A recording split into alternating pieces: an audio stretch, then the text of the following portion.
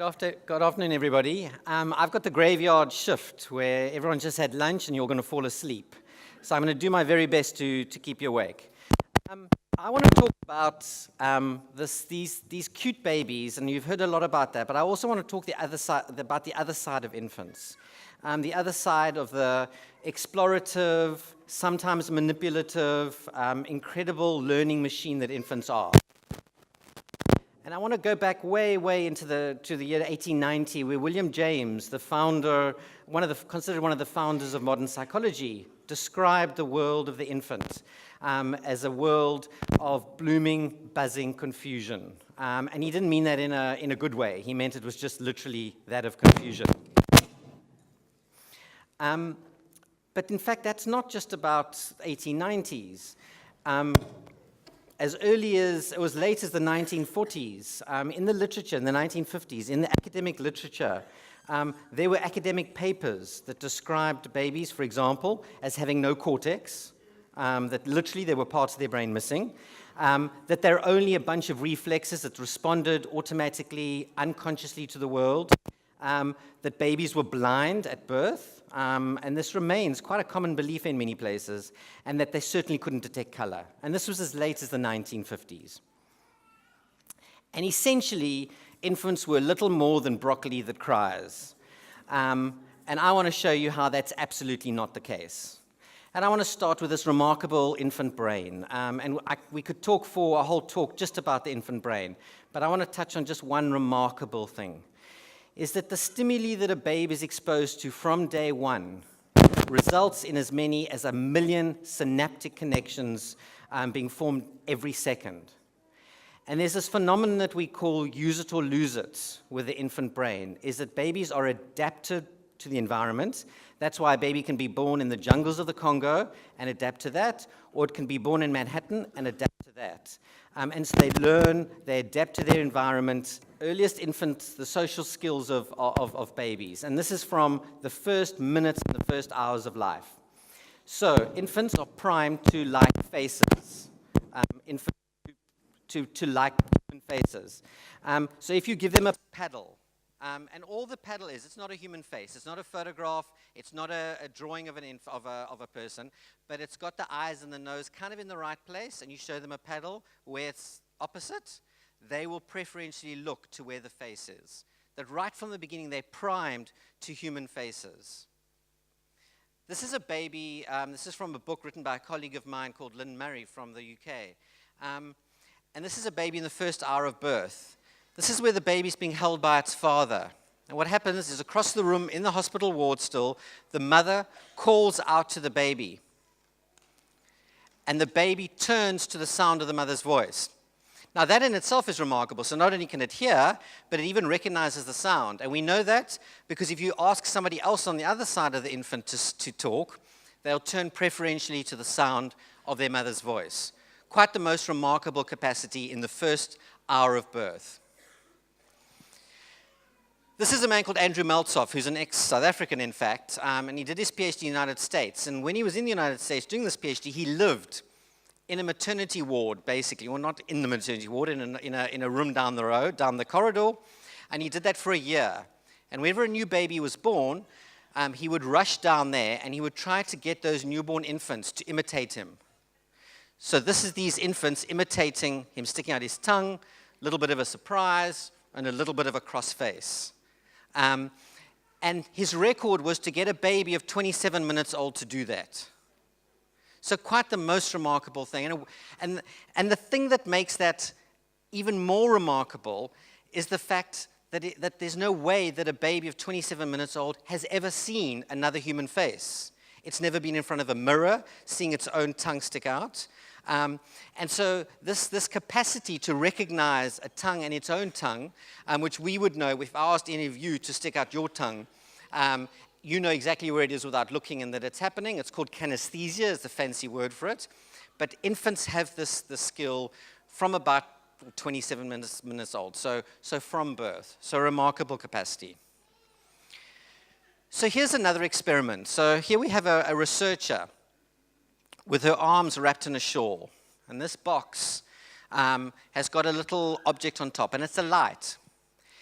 an infant, and here we talk about, say, a year-old infant, is put on its mother's lap facing this experimenter. And what she does is she leans forward, she puts her head onto that light, and it lights up. And sometimes it makes a nice sound. The infant watches this, and that's it. And they're taken away. They don't do anything. And they're brought back to the same room with the same box a week later. And guess what infants do? They put their head on, and they turn the light on. So we thought again, for a while, we thought that was again amazing evidence of some early memory in year-old babies, that they can remember this a week later. But equally, that again, it's imitation. But then some very, very clever researcher called Gergely from Hungary added a little bit of a change to this. And his argument was, imagine as you walking through to a door and you're carrying your shopping, and you get to the door, and you haven't got hands to do the hunt. You use your elbow, and your elbow opens the door. Now, obviously, if you didn't have the shopping bags, you'd use your hand. So what he did exactly the same experiment, but instead of the experimenter sitting there, the experimenter walked in with shopping bags, so their hands were also occupied. And then what they did is they put their head on to turn the light on. Now, for those babies, when they came back a week later, they didn't use their head, they used their hand, which is mind-bogglingly incredible, because essentially what the baby was doing was saying, previously, I know your hands were covered in the shawl, but you could have used your hands, so therefore, there's something integral about turning on the light that's related to your head. So I'll use my head. But when your hands are occupied and you use your head, well, it's because your hands were occupied. And so now I can use my hands. And that is in a 1-year-old infant. So again, incredible skills. This is one of my favorites. So this little baby's got a little pacifier that's attached, it's a tube, and it's attached to a recording. If this, and it can be done as young as 3 months old, or even younger, I think in some cases, is if the baby sucks hard enough, they turn, the pressure, as it were, goes above a certain line, and when it goes above that line, the sound of their mother's voice plays. But if it's below the line, the sound of a stranger plays.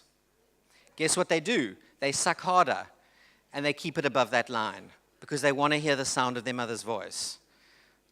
Again, remarkable.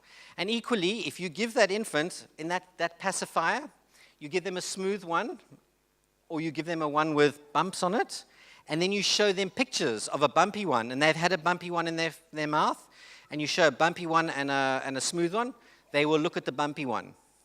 So they've managed to transfer a sense in their mouth to a knowledge of shape and texture out there in the world.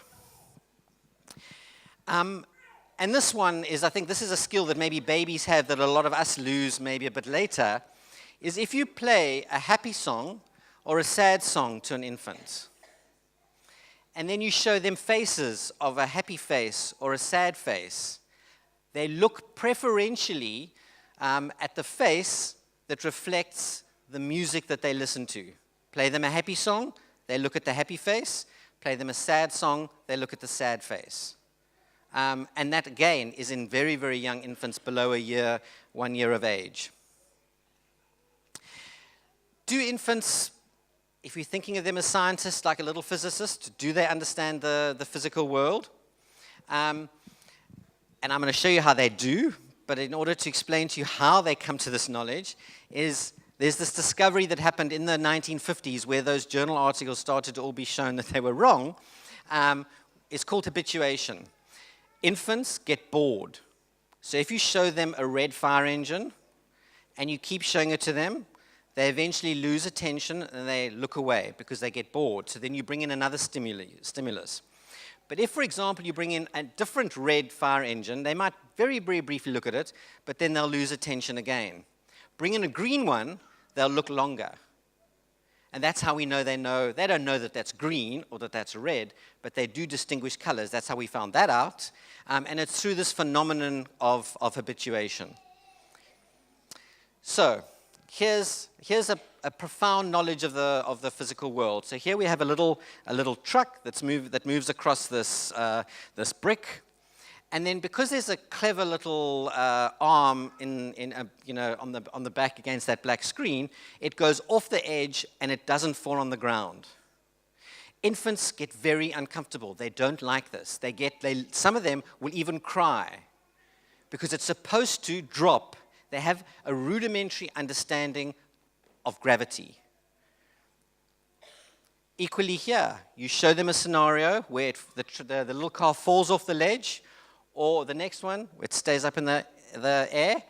They get the car, and they often throw it, or they try to break it, because they think there's something wrong with it. Equally here, it stops, it gets blocked by that barrier. When it somehow magically goes through the barrier, they don't like it, and they often get quite angry. So they have, again, this rudimentary understanding of the physical world. They can also count in a very rudimentary way. Now, obviously not 1, 2, 3. So here, and this is an intriguing experiment that was done. So here you have a little shelf in front which can move up and down, and it can block the little dolls that you see. And next to the dolls there is a little curtain, and there's a researcher behind the curtain. And what you'll do is you show the infant, these two little people. The screen comes up and obscures the two there, and the person on the side in the screen puts another one there, or takes one away. And if, when the screen comes down, it's two left, like this one, that they've been looking at, because they become habituated, they look away. Well, no surprise, there were two before, there are two now. You put another one in, or you put two in, or you remove one, they stare longer. And so they have a knowledge, at some rudimentary way again, of counting and numbers, and this is in the first months of life. Now a little bit about sort of as they move to more social kind of understanding. So self-recognition. So 6-month-old infants can't recognize themselves in a mirror, for example. But from about 12 months old to 18 months, all infants and young toddlers start to be able to recognize themselves. How we know that is what we do, and we've done experiments with this, is you put a 12-month infant in front of a mirror and they look, and then you go and you ruffle their hair or something, and while they're not aware of it, you put a little bit of makeup on their nose. They don't know you've done it. And then you move away and they look at the mirror. And if there's self-recognition, they try to get the makeup off. And if they don't, they just ignore it. And we had a lovely, lovely little example of one child who had probably the early origins of self-recognition. So what they did is we put it on their nose, and they stopped, they looked at the mirror, and they tried desperately to get it off their ear. So something was there. They were recognizing themselves. They hadn't quite worked out nose to ear. But equally, lots of children, and this is important, when they start recognizing themselves, often that comes with a little bit of embarrassment. And there's some kids who look in a mirror for the first time or start recognizing themselves, usually a little bit older, early toddlerhood, around 19 to, say, 24 months, and they get quite embarrassed.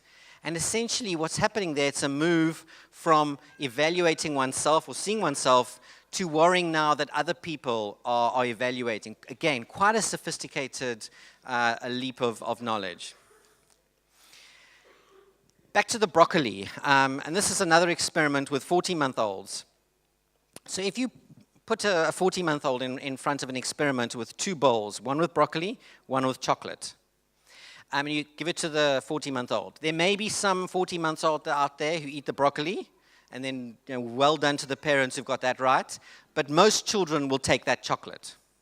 If the experimenter then, what the experimenter is instructed to do, they take a bit of the chocolate, and they go, oh, horrible, gross, and they spit it out. They take the broccoli, and they eat it with all the love in the world, and they make a big thing of it, how fantastic this broccoli is, and how wonderful this is. And then they push the bowls to the baby and ask the 40-month-old to give them one. What do 40-month-olds do? They push the chocolate. Because at 40 months old, even though they've seen the experimenter not like the chocolate, for them, they like the chocolate, and therefore everyone likes chocolate. But you do that same experiment with an 80-month-old, and they will push the broccoli. They might do so with a very odd expression on their face, thinking this person's insane, but they'll push the broccoli. So there's a shift at 18 months that happens. Linked to that, and for those of you who are pregnant or have got a 6-month-old, you've got the toddlerhood to look forward to. And 2-year-olds and toddlers are a very interesting kind of breed in a sense. And what this is about is the discovery of trying to manipulate and shift the world and find out what happens when I do this and when I do that. So at 1 year old, you might see a child playing with the cord of something, and they're pulling the cord, and they're experimenting with the cord, and they love the cord. At 2 years old, you can walk into the room, you see your 2-year-old sitting across the room with their hand on the lampshade's cord. They see you, they look at the lampshade, and they pull it off. And a lot of parents go quite ballistic at this, because it looks like they're really doing this on purpose. And in fact, to some extent, they are doing it on purpose. Not because they want to make you crazy, but they want to see, now what happens when I do this? Look, I pull this, it breaks, and look how mom responds. She goes a bit ballistic. And they're starting to experiment in the world and trying to, in a very profound way, manipulate and affect the world, and in that process, learn about the world. And they're also incredibly emotionally labile. Anyone who's had a 2-3-year-old knows they can go from happy to sad in the split second and then back again. And you have absolutely no idea how that happens. And it's not so much that they're doing things you don't want them to do, because they actually do a lot of that. They're doing things that you don't want them to do because you don't want them to do it. And it's their way of experimenting and shifting and starting to understand their world. And this is one of the most, I think, amazing experiments that's been done.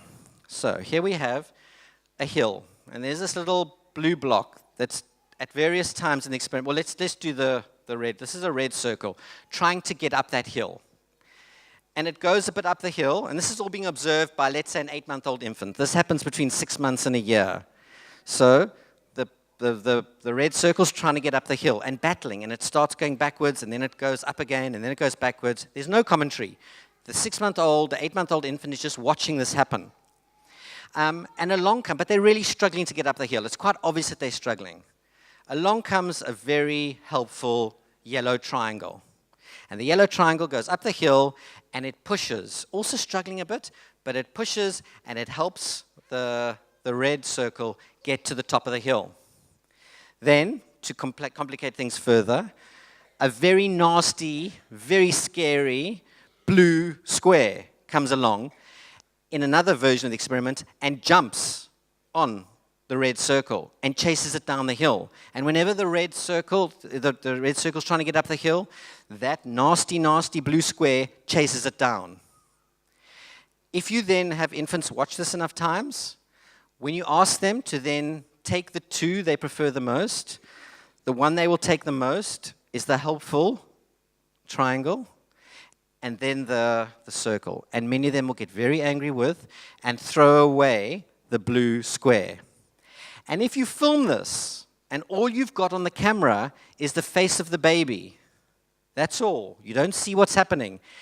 A person watching that without understanding will be able to predict with almost 100% certainty what's happening with the babies, because they get this expression of crossness and anger at this nasty blue square. And this is between 6 months and a year. And you could argue, and I think the argument has been made, that at some level, this is the basic origin of some kind of infant morality, that there's some sense of good and bad already built in, that obviously now needs to be socialized in and reinforced, but that it's there from the very start. So what does this all mean? If we go back to that buzzing, blooming confusion of William James, he was, to a very important extent, right about that, that it is blooming and it is buzzing in some ways, but it's not a complete confusion. It's also a time of vitality and wonder and experimentation where infants are active manipulators of the world, active agents in seeking out people, in seeking out relationships, in seeking out a learning about the world. And they're not just in any possible way. They have these highly active brains. They are able to interact, and they're primed from the very start for that interaction. They have basic numerosity, and they certainly can see colors. And so very, very importantly, they're very, very far from being just broccoli that cries. Thank you.